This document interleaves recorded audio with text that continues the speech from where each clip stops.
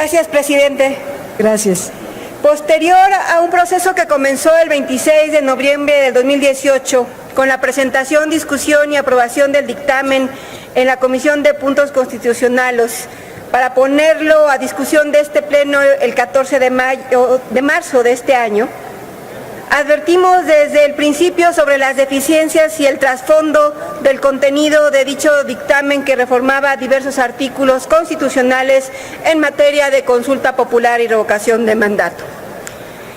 Desde Movimiento Ciudadano dijimos que era un dictamen que tenía que ser revisado y corregido por la colegisladora, el Senado de la República, pues se había diseñado desde la óptica del control político.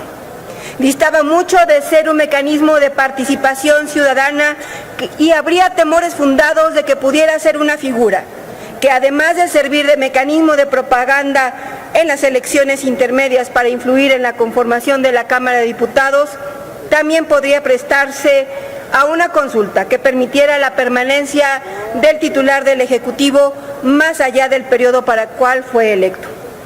Situaciones como la consulta ilegal sobre la ley Bonilla reforzaban esos temores.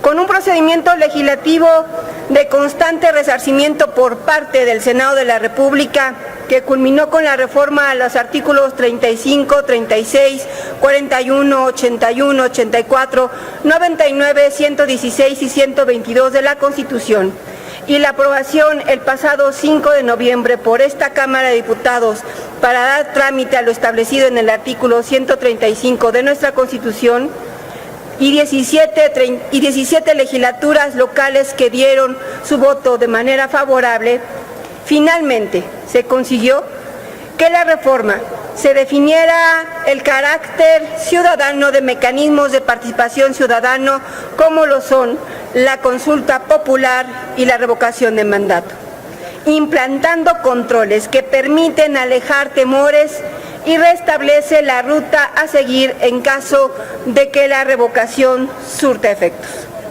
En cuanto a la consulta popular, quedó establecido que será sobre temas de trascendencia nacional y deberá ser solicitada por lo menos con el 2% de los ciudadanos inscritos en la lista nominal. Introduce a las restricciones de temas que no podrán ser objeto de la consulta la permanencia o continuidad en el cargo de elección popular en clara referencia a la ley Bonilla. Ni tampoco se podrán hacer consultas en materia de obras de infraestructura en ejecución, para no repetir casos como la interrupción de obras como el Aeropuerto Internacional.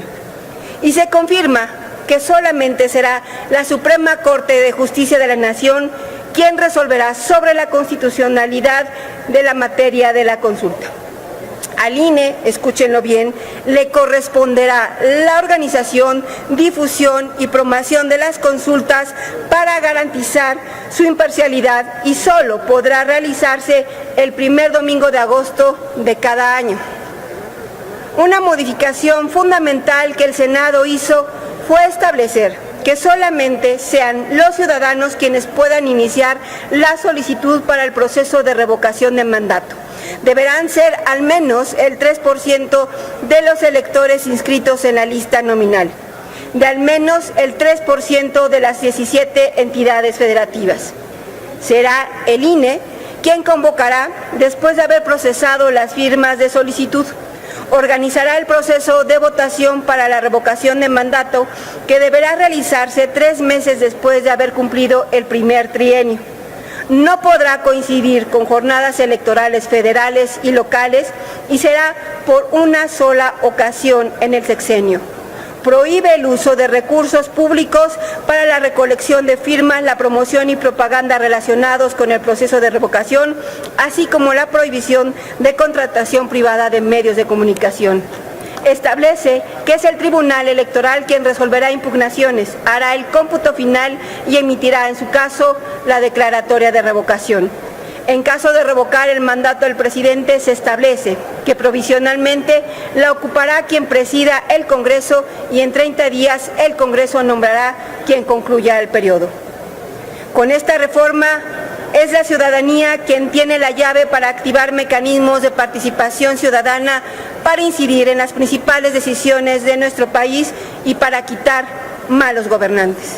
El mandato de la revocación de mandato lo tienen las y los ciudadanos después de esta reforma.